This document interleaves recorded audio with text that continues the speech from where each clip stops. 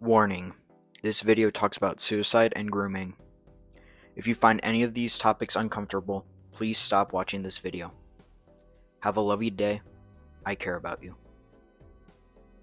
Throughout the years, there have been lots of controversial events and people in the world. Even when we narrow it down to just YouTube, there has been countless controversies within YouTubers themselves. I'm sure you could name a few, like PewDiePie and the infamous bridge. He handled it great by owning up, not fake crying, and being mature about the situation. Another example that didn't end up so great was Colleen Ballinger. Instead of apologizing for her actions, she made a song attacking the accusations. These are all very well-known apologies, and I'm going to talk about one that's in a well-built community that has left a dirty stain upon it. The community is Plants vs. Zombies, more specifically, Garden Warfare. When you think of YouTubers in that section of Plants vs. Zombies, you may immediately think of Zach Scott Games and Wolfie Plays. They are the biggest and most successful Garden Warfare YouTubers. When I think of Garden Warfare YouTubers that I watched, I've mostly just enjoyed two: my old friend Sylvia YSI and my friend Durser. Both have moved on from Garden Warfare, with YSI going on into other Plants vs. Zombies games, while Durser moved on from YouTube as a whole. But when the thought of all these content creators come to mind, there's one that lurks deep in the back of my brain. It's Drybones6402. This is where I connect my two previous topics in the YouTube video together. Around a year ago, messages began to arise from 2022 about Dry messaging a user called Lost Doge. He would spam messages and constantly talk about how aroused he was. Lost Doge was apparently uncomfortable with this and didn't really try to stop Dry. I'll talk about this later. He's done other things to this individual and a few other users too. What he did was essentially grooming. I'm using Illinois' jurisdiction for this because I'm from Chicago, and every state has their own way of handling such crimes. In Illinois, the offense for one account of grooming is a prison sentence for 1 to 3 years, and a fine of up to $25,000. A person convicted for grooming may also be forced to register as a sex offender, which has repercussions that often reach far beyond a prison sentence or a fine. Dry has received no punishment other than being blacklisted from most Plants vs. Zombies Discord servers and not being allowed to collaborate with many of the content creators. Once these messages began to arise, he had to make an apology for it. The apology was made in a Google Doc where he spoke mostly in third person. That's where everything begins to feel off. The first person gives a narrative, not an apology. I will say he stopped with third person at the Lost Doge segment of the apology where it's about manipulation. This comes to the part of the video where I will state this many times. If you believe an internet friend instantly off of one message, you are too immature to be on the internet. Especially if it's manipulation into hating a friend you know. Any rational person would ask the target person if it's true or not. As I'm reading these allegations, it just gets more stupid.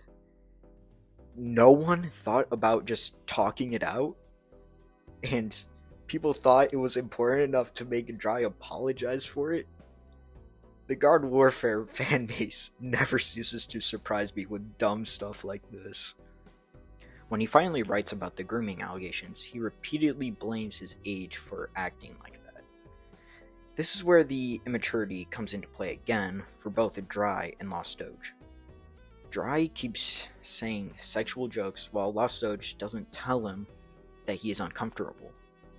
Instead, he just screenshots it all and keeps it in a folder on his iPad for humor purposes. At this point, I don't know who to root for. It's clear that Lost Doge isn't comfortable, even though every source says he is. If Lost Doge was uncomfortable and a rational person, he would have immediately told Dry to stop making the sexual jokes. I've seen the screenshots, and Lost Doge was literally saying anything but "I'm uncomfortable, please stop." Now, I'm not defending Dry. I'm just saying both sides are bad, and that 15 and 17-year-old me would have handled this way better than 15-year-old Dry and 17-year-old Lost Doge. They're obviously too immature for the internet. Now, when he talks about Exotic Arrow in his apology, he immediately goes back into third-person narrative. He essentially takes advantage of a person who's mentally vulnerable. I feel like both sides are at fault again. Exotic shouldn't have told Dry that he was masturbating, and Dry shouldn't have encouraged it. He was also a cheater for using aimbot and insta respawn. My opinion stays with modders. If you need to mod the game to be better, you're just a loser. Now, you may be asking, Dr. Shock, why are you talking about this controversy now when it happened years ago? Well, my sweet viewer, it all started in Durser's server. Durser has no affiliation with this. It started when I was tasked with giving out the daily question in Durser's server. It started June 29th, 2025, and I will say I made unique daily questions for every single day. I had some help, obviously, but it only would total out to 10 questions. September 14th, 2025 is when I stumbled across a video of Dry's. His name was familiar, which was why I joined the Discord. I found out that he also had a question of the day. So I told the people in Durser's server that I may have a new source for the questions. And then the people in the server immediately told me about his controversy. I was pretty clueless at the time, and I just didn't really care at that point. The co-owner, Grim, sees this and decides to talk about it in Dry's server. I don't know exactly how it went down, but Dry was kicked from Durser's server, and not only was Grim banned, but I was also banned. I didn't participate in any of the discussions with the Grim and Dry. I only know of this screenshot where Dry's message can easily be taken out of context. I was obviously devastated because I couldn't leech off his server for questions. So I DM'd him. This is where the flame for making this video started to spark. He gave me a vague answer and essentially put all the blame on this mysterious Charles person. He says I was controversial and it looked really hefty with this imaginary screenshots. I immediately knew this was bullcrap. I never met a Charles and I never did anything controversial. Then he instantly blocks me when I ask for more answers. A guy in Durser's Discord server even said that Charles is an alter ego to Dry. That just made me lose it. He had no reason for banning me, then blocking me when I asked why. This is not how you deal with a controversy. You shouldn't be banning everyone who brings it up. You should be honest and upfront about the situation and how you improved on making yourself better. Instead, you dodge and hide from the harsh past, blocking out any mention of the mistakes you made. This only makes you look like the bad guy, not an approved man I know you could be. I think Mr. JT said it well. He continues to upload on YouTube and act like nothing happened. That was a quote from 2 years ago. The fact that he still hasn't owned up to people asking him about it is just sad. It's even sadder that he has to ban them without a second thought. A good way for him to approach it is to accept the accusations and explain why he's currently better. It could be a simple copy-paste paragraph. Yes, I know he has a channel specifically for the drama, but having a summary on the 51-page document would be a better help for the person who's asking about it in the first place.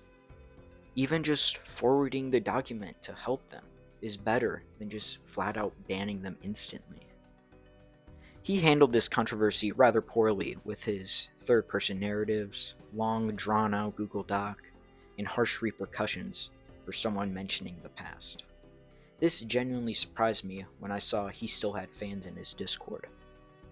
I immediately thought they were just ignorant of the issue. so I asked my friend, False Demise, to enlighten them on the subject. He wanted to flood the server, so I said, why not? After how Dry treated me, a message spam would feel good justice. After all, it's Discord. Discord can easily detect a server flood and stop it. When False Demise started flooding, it stopped after 3 rotations or so. Dry's fans immediately began making fun of him for the poor flooding, which I will say is rather amusing how it failed, but False Demise was astonished to see the users defend Dry, and then he was shortly banned afterwards. Now is the part where I share some anonymous experiences for Dry's server. Someone shared me their experience with Dry's server, where the individual got harassed and bullied until they got banned. The person harassing the individual has no known repercussions for said behavior. There's another user that will keep anonymous due to their mental health and safety. The individual joined Dry's server and was welcomed with open arms. They would chat with the community and feel included. Once they sent a GIF of the engineer twerking, and a moderator named Chomp King, who used the GIF previously, warned the individual for sending an inappropriate GIF. When they brought up favoritism towards the mods, they were quickly banned by Dry himself. Due to the ban, they were devastated, and all the friends they made in that server turned their backs on them. This gave the user a panic attack and debated about hurting themselves.